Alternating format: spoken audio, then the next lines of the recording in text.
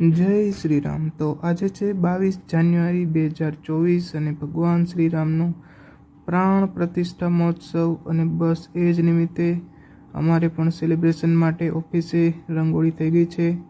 ઘણું બધું કાર્ય હજી પણ બાકી છે સેલિબ્રેશનનું। આ રંગોળીનો એકવાર તમે લુક જુઓ। દીવડામાં મેં પાણી ભરી દીધું છે અને ઓફિસની બહારના ડોર પર તોરણ પણ મેં લગાવી દીધું છે। તો બન્યા રહો વિડીયોમાં। चलिए शुरू करते हैं।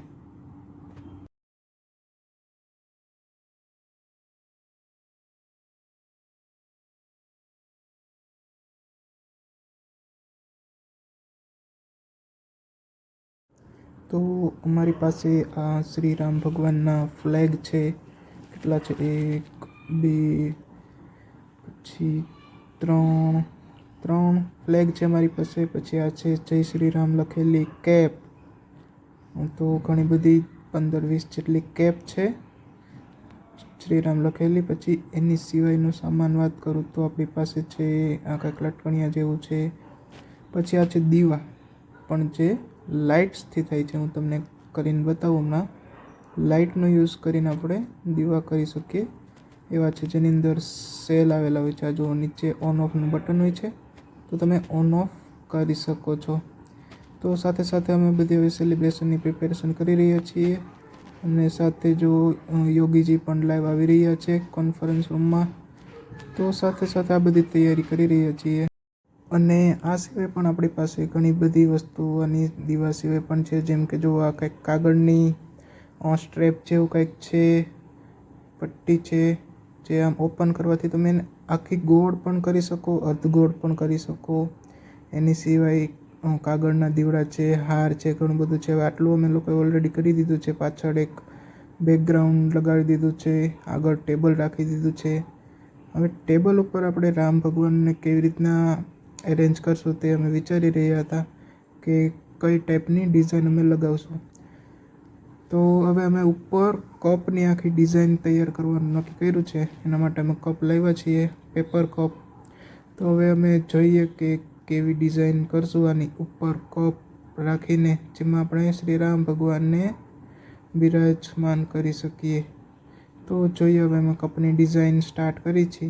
આ એક સરખું પ્રોપર લાગી જાય પછી તો કપની ડિઝાઇન અમે ઘણી બધી ટ્રાય કરેલી છે, ઘણી બનાવીને પાડેલી છે, ઘણી બધી અલગ અલગ રીતે ટ્રાય કરેલી છે। જોઈએ લાસ્ટમાં કે કેવી પછી ફાઇનલાઇઝ કરીએ છીએ કપની ડિઝાઇન।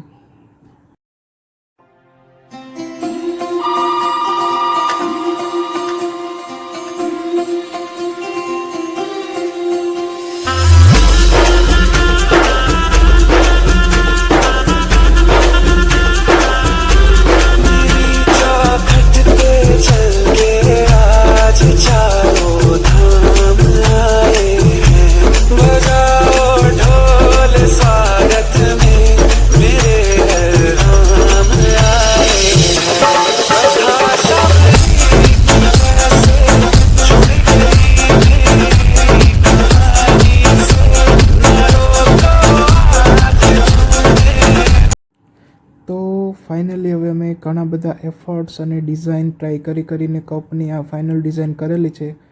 કપનું ઉપર પહેલાં બેઝ લગાવેલો હતો, એ મેં નહોતું મજા આવતી તો કાઢી નાખી, અને હવે પાછળ જો અર્ધગોળ જે પટ્ટી હતી એ લગાવી દીધી છે। કપને સવડા કરી નાખ્યા છે। હજી આ હાર અમારે લગાડવાનું બાકી છે, હજી આ ધ્વજ પણ કેક લગાડવાના બાકી છે। બટ અત્યાર સુધી જે ફાઇનલ લુક બનાવ્યો છે તમને બતાવી દઉં। નીચે છે રિયલ દીવડા છે, હાર લગાવી દીધો છે, અને આ છે ફાઇનલ લુક, જેમાં અમે કપને સવડા રાખી દીધા છે, ભગવાન શ્રી રામને પણ બેસાડી દીધા છે, લાઇટ્સ પણ દેખો ચાલુ કરી દીધી છે। તો એકવાર ફાઇનલ લુક જુઓ, કોમેન્ટ કરી દો મને જય શ્રી રામ, ચેનલ સબસ્ક્રાઈબ કરી દો, ખાસ કરીને કોમેન્ટ કરો, પછી અમે આરતીને બધું બતાવીએ। તો આ છે ફાઇનલી લુક। હજી અમે આમાં થોડો ઘણો ફેરફાર કરશું। મળીએ નેક્સ્ટ વિડીયોમાં। કોમેન્ટ કરવાનું ન ભૂલશો। જય શ્રી રામ, મળીએ નેક્સ્ટ વિડીયોમાં।